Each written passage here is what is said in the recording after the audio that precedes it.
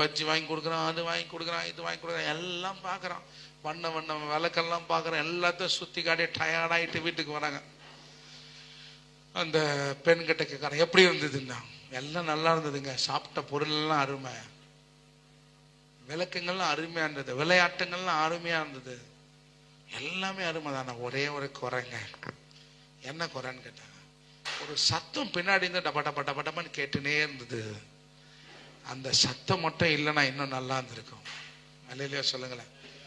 அப்போ அந்த அந்த மாப்பிள்ளை சொல்கிறான், அடி பைத்தியமே, அத்தனை லைட் எரிஞ்சது இல்லை, அதுக்கெல்லாம் ஜென்ரேட்டர் ஒன்று வச்சுருந்தாங்க, அந்த சத்தத்தை ஆஃப் பண்ணால் லைட் ஆஃப் ஆயிருக்கும்.